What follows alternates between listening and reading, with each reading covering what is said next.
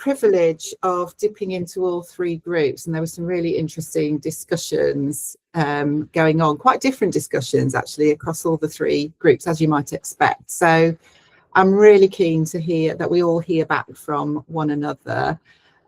So your challenge is to try and be really concise and to see if you could pull together your discussion and feedback to the key points of your discussion, feedback to everybody else. So who wants to go first? Which group wants to go first?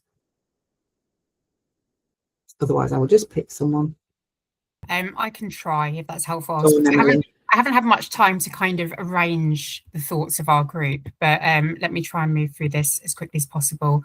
In terms of what could happen now, in fact, I think our answers to these things are all quite linked. I think there's an intrinsic link between what we can do that we couldn't do before, and the difference that makes for collaboration, trust building with us, and therefore the impact for our residents. There was a central point in what we were talking about agency and self-resilience. So once you're part of something and part of the change of shaping and delivering it, you can take ownership in it. Of it in a way that you can't if something's being done to you. So that's the same for us as it is for residents.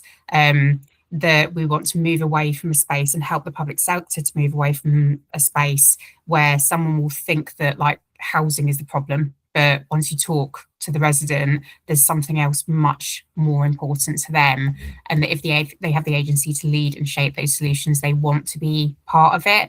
And some of the real cynicism and real irritation that we see from residents who have constantly been consulted. If you approach them with a form, you get told to F off, that's a direct quote from my group, not me. That you can actually engage them in a completely different way, and that actually for a lot of the people who feel quite traumatized by the system. So we had a lot of stories in our group of, say, older people who suddenly, like I think the phrase used was, once the NHS got hold of them, they suddenly had things flying at them from all directions. It's incredibly confusing. We had stories of people who've been socially prescribed a thing completely without consultation, completely inappropriate for where they were at, not what they wanted. So there's a lot of money being wasted in that. And we had a lot of positive stories as well about that building collective agency and moving from looking at somebody as a complex unit of need, or a vulnerable unit of need, and trying to do very shallow, very done to solutions to everything all at once by 24 referrals to something, and completely shifting that to doing a deep solution, co-shaped to one thing at a time based on what that person wants to do first. Lovely, thank you, Emily. Sounds like you had a very rich conversation. Anyone want to add anything to what Emily said from your group? No, okay. You've done a good job, Emily. That's rare. Right, Michael, how about your group? I'm not sure I'm going to be quite as concise, but let's see. We spoke quite a lot, I suppose, about getting the kind of communication and relationship aspect right within this, and doing that in ways that helps us kind of feel we kind of all on the same level power wise, and able to, you know, have a space where people feel they know they're invited to, they know it's for them essentially, that whether it's some kind of open forum that is part of this, but yeah, it's that sense of what we'll be doing, what could happen that couldn't happen before, is that we're really, I suppose we're really very practical. We're building those relationships by doing things together, and that means that we are really transparent with one another about like the need to like get into the nitty-gritty of relationships, and the need to, like, the importance of like saying to someone, if I'm sharing something that others are resonating with, like everyone feels able to kind of come back on that and share their thoughts, and other things we're doing, I suppose, but like we're seeding connections between communities in the borough that aren't talking. Especially we spoke about bringing the faith communities together with health communities, also schools being a much bigger focus. And if the networks were working well, we thought like one thing that we noticed is we're able to anticipate and respond to, for example, like mental health challenges in younger people before we can do things about that, before the kind of reaching kind of crisis points. Was one of the examples that we came up with. Yeah. That required like being really intentional about how we were with one another. Yeah. And Emily, you've got a hand. Do you want to? I didn't want to interrupt you, Michael. No, it isn't like I think on that different way of working together, there was a really important point that I missed from my group, which is that we need to really openly acknowledge that there's already people in the public sector who feel like, I think we're seeing this as broadly a positive thing, but who are really threatened and really afraid of this. And someone was talking about a recent meeting they'd been at, a North East London meeting, where a GP was very openly saying, I don't want my staff to be de-skilled and devalued. I think we're going to have to do our work with the public sector to help them realise that this is about upskilling, actually, for a lot of how they work, and it's about different skilling for all of us. And it's not about replacing each other, it's about building on collective strength. And I think the public sector probably needs a much better understanding of the collective capabilities that communities can bring and how that helps them. Lovely. Sorry, I missed that. Thank you, Emily. Michael, do you want to carry on? You got other things? There's lots of other things we spoke about. What else feels most important that I didn't cover from our group? Anyone else in the group?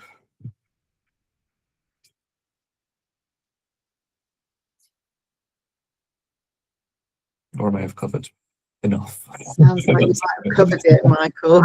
Well done. Thank you. That sounds like a really great discussion. That thing about being able to build that safe space where we are able to challenge one another and really grapple with things together feels really important. And doing things together. I think it was your group where we were talking about doing things together as a means of building that relationship feels really important as well, as the communication. Right, Matt.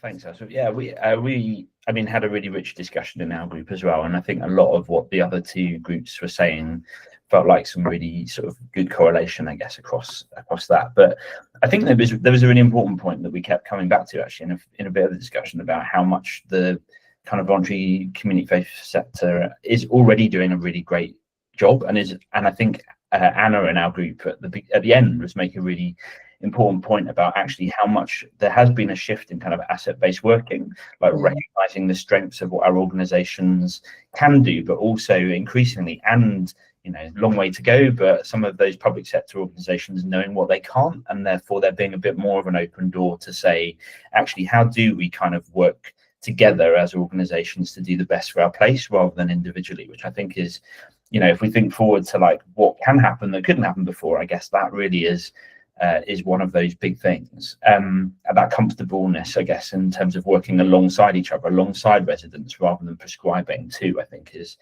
really at the heart of that. So yeah, that was a thing that resonated really strongly. I guess we talked a lot about like the inequalities in the borough and actually the importance of things like language as a barrier to like building trust is going to be really important, particularly the kind of importance of also going to where people are rather than expecting them to come to us, as like, we talk about the neighborhoods like as being these defined places, but actually we know that that's a lot more fluid. And if we're going to build trust, because lots of people have seen, let's face it, like pilots, health models, like come and go before, like how do we make sure that this doesn't just feel like another pilot, but is an embedded way of working? And actually, like my group, I was lucky there was lots of people who come from kind of creative organizations and are already doing health creation. So how do we bring that kind of creativity aspect to like make sure that people who are engaging with this are both like really supported and getting what they need from it, but also that we're drawing on some of those skills, I guess, across the sector as well.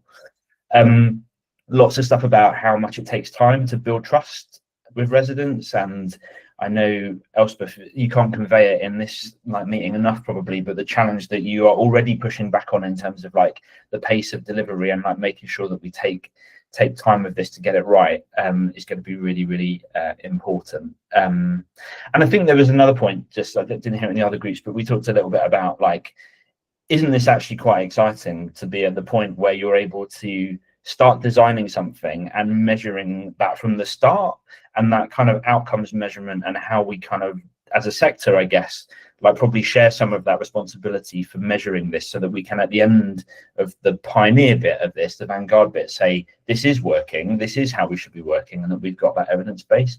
So I think that, I'm sure I can't do justice to the whole conversation, but those are the things that stuck with me from what we talked about. That's just some really great points from across all of the groups, and thank you, Matt. So 3 quite different discussions. I think one of the things that really excited me about the NHIP application when we put it in across the, it was a partnership application when we put it in, was right at the very beginning, across the different sectors, people were saying, let's use this as a vision piece for where we want to be as Barking and Dagenham, rather than simply answering the NHIP kind of scope of the programme. So what we want to do is far bigger than the NHIP programme, and we do have this kind of real juggernaut that is, if Panos is still on the call, he will tell you, he's our local coach, there's this juggernaut of a programme that's going on, but actually we are managing to, if we can manage to hold it to the vision of what we actually want to achieve in Barking and Dagenham, this is a really good platform to be able to do it. And Matt, you've just put it really well. Isn't it exciting to be at that point where we can actually start to measure this? We've also got assets like Queen Mary University SHAPE team in the borough for 10 years, and starting to talk about how do we do this longitudinal piece of work, this longitudinal study that actually measures the impact of when people, just normal people, which you and I are as well, are involved in shaping the health of a community, rather than it just being a clinical model. What difference will that make? And we're at that point where we can start to measure that stuff. So I loved the points that you were all making. I'm going to do a terrible job at trying to kind of wrap it up, but I love that point about it not being about replacing what's happening already. I think the point that I think it was you were making, Emily, but it's not replacing GPs. We need GPs. It's not about replacing local authority services. We need those services, but it's getting those bits of the jigsaw puzzle into the right place, and recognizing that as the community, we all in the room do recognize this, but working in a way that shows the strength and the assets that as we bring the community into that space as well, that's another bit of the jigsaw puzzle. That point about relationships, really, really, no worries, Ravi, great to have you on the call. See you soon. That point about the way that we do relationships together, and working those relationships out in a very open, vulnerable way as we do the things together, gathering around a thing and working it through together, really, really important. So next steps. Before I go on to the next steps, actually, does anyone want to make any other points? No. Okay, well, it's a start of a conversation, this. It certainly isn't the end. I hope this provokes lots of thoughts in your minds. Amelie, could you go on to the next steps for me, please? So, this is a bit of a structural, administrative bit, but really important bit. We have got neighbourhood networks, which is that kind of direct hyperlocal working with residents. We have got these health networks, working at slightly larger scale, the place where we'll kind of start to test things with public sector folk as well. Then we've got these integrated neighbourhood teams, which is the public sector network, which we are included in each of those places. A little bit clunky, a lot of pieces in there. We've got to figure it out together. One of the things that we will need to do is to find a way of connecting what we do in the neighbourhood networks, the health networks, and the integrated neighbourhood teams, the INTs, to use the jargon.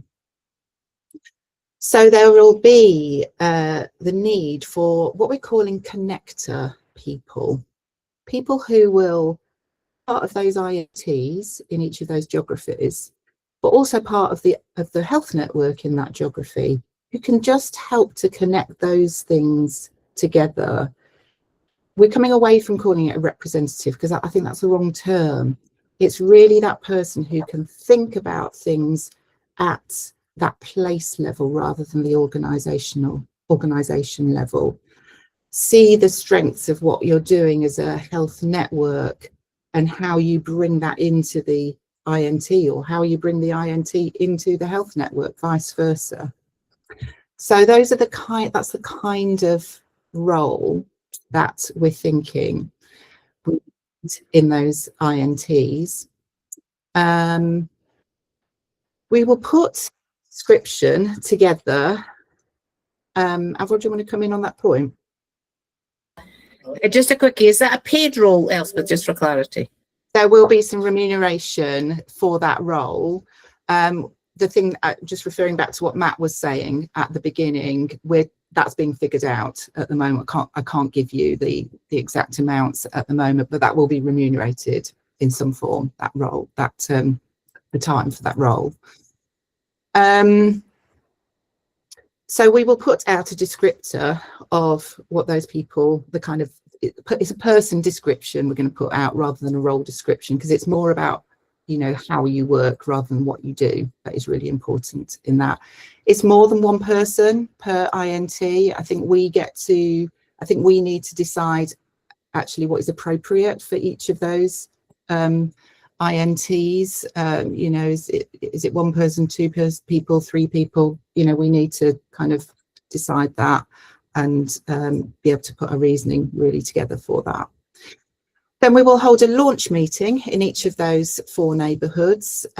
So bring together all of the interested parties in your neighbourhoods. We'll get to meet lots of you know each other anyway, but meet one another, really start to set that culture of relationship that we want to be working with and in together. We'll make sure the right people are there. You please invite people as well, reach out to people you know. And for those connector roles, you'll need to write a short pitch, which will help others to understand what you want to bring to that role if you're interested in that specific part of it. Think about what the health networks might need from you, and how will you envision the INTs to get involved and work relationally with the community, how you'll demonstrate sharing power and how you'll persuade other people to kind of join in. So there'll be that opportunity really for you to talk to the rest of the people in your network, and then the collective will facilitate each health network to choose those connectors in some kind of democratic way. So those are the next steps. Following this meeting, we'll send out all the slides from this meeting.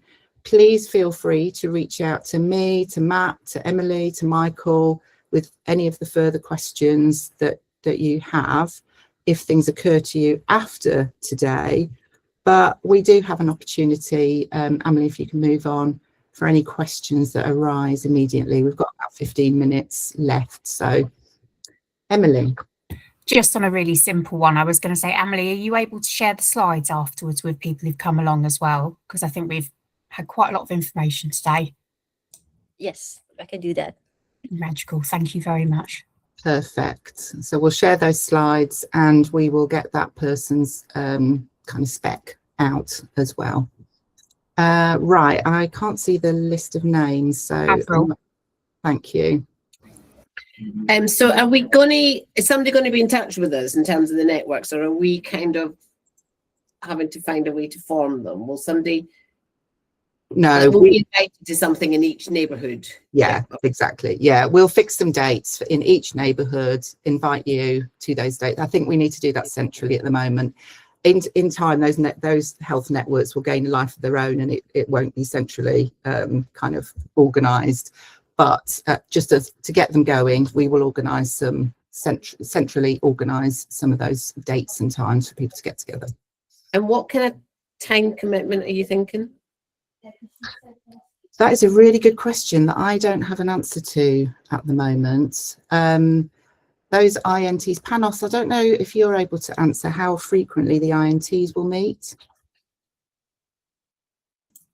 Are you still on the call, Panos? Yeah, I'm here with you. So INTs would meet more or less every 6 weeks for a 3 to 4 hour workshop, and we anticipate on the back of these workshops there are some agreed PDSA, so an action plan that's following the workshop or beforehand. Before the workshop is minimal work to do. Before the first one is more about looking at data and familiarize yourselves, or having a meeting with me, whoever is attending the workshop, and following the workshop is just keep on working with these INTs with providing insights and feedbacks and following the action plan agreed, really. So short answer, once every 6 weeks. So a 3 to 4 hour workshop every 6 weeks in terms of the actual commitment to work at being with the INT. I imagine there will be some things in between, working with the health network and the public sector. The PDSA is basically just testing and learning, if you're not familiar with that term. Cool. Did I see there was another hand? I think Jan had her hand up. But I did, but Avril asked my questions. Oh, okay. It was about, how meetings and how often and when that might be. Yeah, it's a really good question. It's a little bit unknown, but there, clearly there is that there is a formal meeting that, yes, as a connector you would need to be part of, but it's a little bit unknown into the rest of it. Okay. Which I appreciate is a very difficult answer. No. It's fine. It's the other thing I was going to ask is we've been to quite a lot of events at the Barking Learning Centre, which have been very good, created by Paris DeVoe. So she's the Barking and Dagenham Health and Wellbeing Programme Coordinator. Did she know about this group? Fab. She does. Lovely. She does, absolutely. Yeah. So Paris has been involved in kind of it's the next iteration of the GP pop-ups, really, isn't it? Those it is events. So yeah, she was very aware of what happened today, and hopefully will be part of this. Lovely, thank you. Cool. Any other questions? Otherwise, oh yeah, Nasaba. Yeah, just really quick. Is there a number of connectors that this initiative is looking for? Do you have a number in your minds? I think it's going to depend on which part of the borough you're in, simply because there are different numbers of voluntary sector, community, social sector organisations in each of the different parts of the borough. So there are lots of organisations around the Barking area, for example, and there's less organisations in the East area, I think. I might be wrong, but I think. So it might be that, and please don't take this as set in stone, it isn't at all. But it might be in the Barking area that you decide, actually, we need 3 or 4 different coordinator roles in that particular INT. And in another area, you might decide, actually, we'll just have 2 or 3. I think it really is up to each of the health networks. There is only a defined pot of money, though. So that will be part of your decision. Anyone else want to add anything to that? Elspeth, I guess the thing I was thinking, without getting into like lots of detail, like one of the things that the INTs are looking at is like a defined cohort, I guess, of people. And we don't quite know yet how that's going to split across the 4 neighbourhoods either. So I think because they're starting as a, you know, as the vanguard, like they're looking at a cohort that could go through this new model, the integrated neighbourhood team process.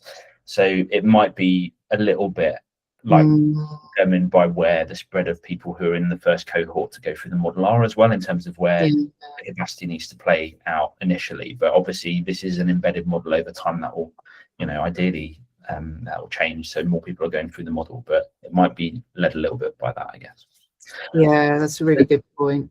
I was also thinking to Avril's point about the time commitment, I guess, like whilst the INTs might meet 6 weekly, that doesn't necessarily mean that the health networks have to, because I think there's the role of the INT, and that might need the local coordinator to have that bit more time commitment. But actually we might figure out that the networks themselves could be doing some work on a different time pattern to that and feeding in.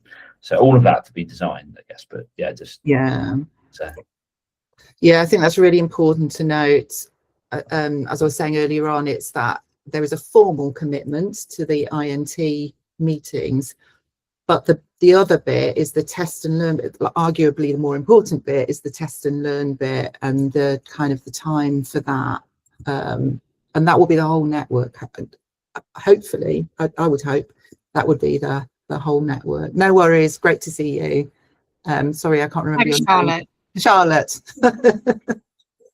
Manisha.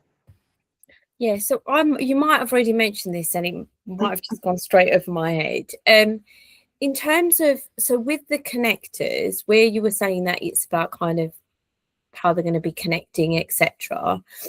I'm just thinking that for some of the organisations, they work kind of across the borough. So is it that you're going to be looking for, you know, you're more looking at the person rather than the organisation, or is it a bit of both? And also, if you're kind of an organisation or a service which is, like I said, like cross-borough, I mean, I guess you'd be if you were to be one of those connector roles, you would be connecting in one of those four networks, right? So is there kind of a, would you want the organisations, if you're looking more at the organisations based within that network, or does it not matter where you are as long as you do well at kind of the connecting? Do you get what I'm saying? Because otherwise it can put some people off for trying to go for the connector role. Might be you don't know yet, but no, I think that's a really good question, Manisha. I think it's two things. I think there is a geography involved, but taking your point that some organisations are cross-borough, they might want to think about where do they want to focus their energies in terms of this health network, but they've got a wealth of expertise in terms of working cross-borough, and some organisations work beyond the boundaries of Barking Dagenham as well. All of that is really helpful stuff, learning from other places.